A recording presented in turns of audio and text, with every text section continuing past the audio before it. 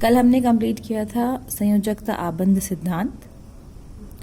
अब नेक्स्ट हमारा है क्रिस्टल क्षेत्र सिद्धांत। क्रिस्टल क्षेत्र सिद्धांत को हम CFT भी बोलते हैं। CFT that is crystal field theory. ये सिद्धांत H. बेथे ने 1929 में दिया था। इन्होंने धातु और लिगेंड के मध्य जो आबंध बनते हैं उसको समझाने के लिए ये सिद्धांत दिया। इस सिद्धांत के अनुसार किसी भी लिगेंड जब केंद्रीय धातु या परमाणु से संपर्क में आता है तो केंद्रीय धातु परमाणु की समान ऊर्जा वाली समभ्रंश D कक्षक असमान ऊर्जा वाली कक्षकों में विपाटित हो जाती हैं। मतलब आप ये कह सकते हो कि जैसे ही लिगेंड के संपर्क में आई केंद्रीय धातु तो D कक्षक, वैसे तो समभ्रंश कक्षक होती हैं, D कक्षक जो है वो एक ऊर्जा वाली बराबर ऊर्जा वाली होती हैं, लेकिन वो लिगेंड के प्रभाव में दो भागों में विपाटित हो जाती हैं और उनके कक्षकों जब ये अलग अलग विभाजित हो गई हैं उनकी ऊर्जा स्तरों में डिफरेंस आ जाता है। ऊर्जा स्तरों के डिफरेंस के हिसाब से उसमें इलेक्ट्रॉन्स भरे जाते हैं और फिर ये विपाटन आपके जो भी संकुल बन रहा है उसकी ज्यामिति को निर्धारित करती हैं। ठीक है, तो अब देखिए ये समभ्रंश D कक्षक होती हैं हमारे पास। समभ्रंश D कक्षक जब दो भागों में विपाटित होती हैं तो वो दो भाग है T2G और EG। T2G DXY, DYZ और DZX ये तीनों T2G हैं और DX² - Y² एंड DZ² ये दोनों आपके पास EG हैं। ये मालूम है ना, D कक्षक, D जो हमारा ऑर्बिटल होता है उसमें 5 कक्षकें होती हैं, तो पांचों कक्षक समभ्रंश हैं, बराबर ऊर्जा वाली हैं, डिजेनरेट ऑर्बिटल्स इनको हम कहते हैं। लेकिन जब केंद्रीय धातु परमाणु के आसपास कोई लिगेंड आया तो वो दो भागों में विपाटित हो गई हैं, एक T2G और एक EG। अब यदि आपके पास अष्टफलकीय संकुल बनना है, अष्टफलकीय संकुल जब होगा, अष्टफलकीय क्षेत्र में जब विपाटन हो रहा है तो उसमें विपाटन इस तरह से होता है कि जो आपके पास 5 समभ्रंश कक्षकें थी उसमें EG कक्षक उच्च ऊर्जा स्तर की हो गई और T2G कक्षक निम्न ऊर्जा स्तर की हो गई। जो आपका नॉर्मल लेवल था उस नॉर्मल लेवल से कितनी ऊर्जा अधिक हो गई है 6dQ और कितनी ऊर्जा कम हो गई है 4dQ। बेसिकली इन दोनों के बीच में जो ऊर्जा स्तर का डिफरेंस आ गया वो है 10dQ। ये -4 और ये +6, तो टोटल डिफरेंस हो जाएगा तुम्हारे पास 10। ठीक है, ऐसा तब हो रहा है जब आपके पास अष्टफलकीय संकुल है। अब जब आपके पास चतुष्फलकीय संकुल जब बनेगा तो भी इस तरह से ही हमारे पास पहले 5 समभ्रंश कक्षकें हैं, यानी कि इनकी ऊर्जा समान है, लेकिन इनका जब विपाटन हुआ है तो चतुष्फलकीय क्षेत्र में इनका विपाटन ऐसे होता है कि T2G आपके पास उच्च ऊर्जा स्तर की हो गई और EG निम्न ऊर्जा स्तर की हो गई।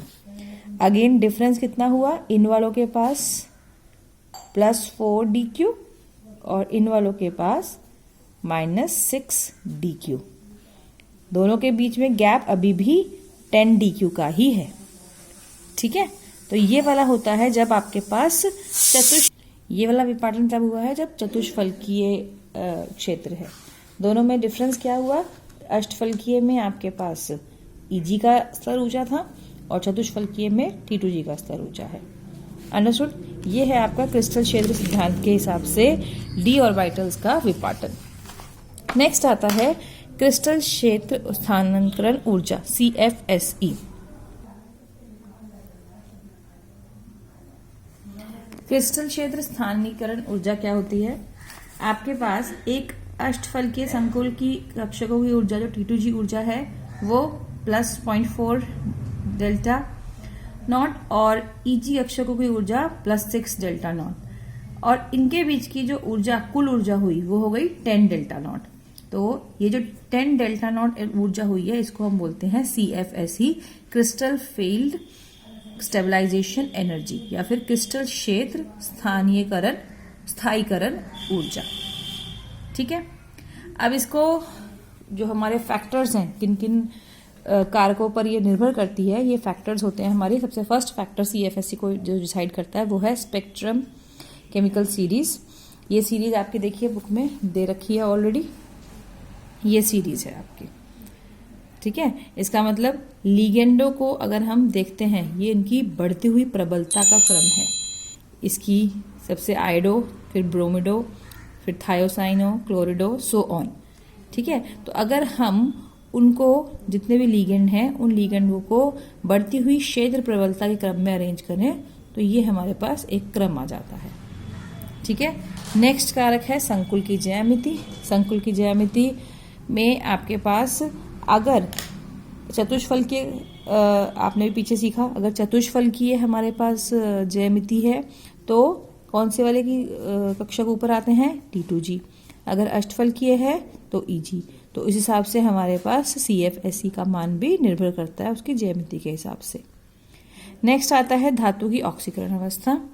धातु की ऑक्सीकरण अवस्था जितनी उच्च होगी, जब भी आपके पास कोई कोई भी संकुल बना है उसमें केंद्रीय धातु की ऑक्सीकरण अवस्था निकालते हैं, जितनी उच्च उसकी ऑक्सीकरण अवस्था होती है उतना ही अधिक उसकी CFSE होती है, ठीक है।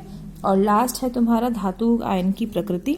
अगर हमारे पास धातु 3D श्रेणी का है या 4D श्रेणी का है या 5D श्रेणी का है तो उसके हिसाब से ही उसकी CFSE का अंतर आ जाता है। 3D वालों की ऊर्जा कम है, 4D वालों की थोड़ी अधिक है और 5D वालों की उससे भी अधिक है। अंडरस्टूड।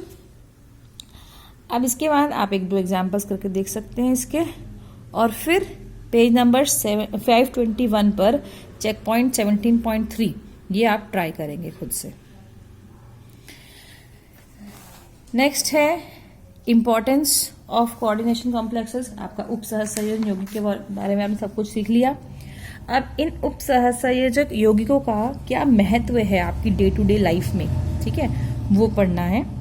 देखिए सबसे पहले गुणात्मक विश्लेषण। अगेन अब आप लोग के क्लासेस तो नहीं हो रही हैं, स्कूल में प्रैक्टिकल्स नहीं किए तुमने, बट जब हम गुणात्मक विश्लेषण करते हैं, जब आप जैसे टाइट्रेशन वगैरह करते हो तो टाइट्रेशन करते समय यहाँ पर इन कोऑर्डिनेशन कॉम्प्लेक्सेस का बहुत भाग होता है, ठीक है। तो आपको बहुत डिटेल्स नहीं सीखने की जरूरत, सिर्फ नाम हेडिंग्स की तरह से शॉर्ट में प्रिपेयर कर लेना इस टॉपिक को।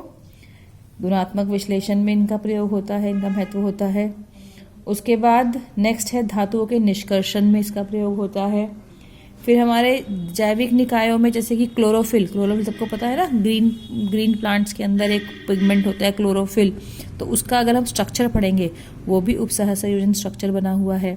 फिर हम लोग की बॉडी में होता है हीमोग्लोबिन का स्ट्रक्चर भी उपसहसंयोजन यौगिक वाला बना हुआ है। बहुत सी औषधियाँ इस पर डिपेंडेंट हैं, बहुत से फर्टिलाइजर्स इस पर डिपेंडेंट हैं। तो ये सब इसके महत्व है, उपसहसंयोजन यौगिकों के महत्व, ठीक है। इसके बाद आपका चैप्टर फिनिश हो गया। आप चेक पॉइंट 17.4 पेज नंबर 523 पर ये भी प्रैक्टिस कर लेना। जो कोई भी इसकी प्रॉब्लम्स हैं वो मुझसे पूछ लेना। और कल सैटरडे आपका कंप्लीट चैप्टर का एक वर्कशीट मैं आपको बनाकर टेस्ट की तरह से दूंगी। तो कल तक सब लोग अपना चैप्टर पूरा कंप्लीट लर्न कर लो ताकि आप वर्कशीट अच्छे से परफॉर्म कर सको। Thank you.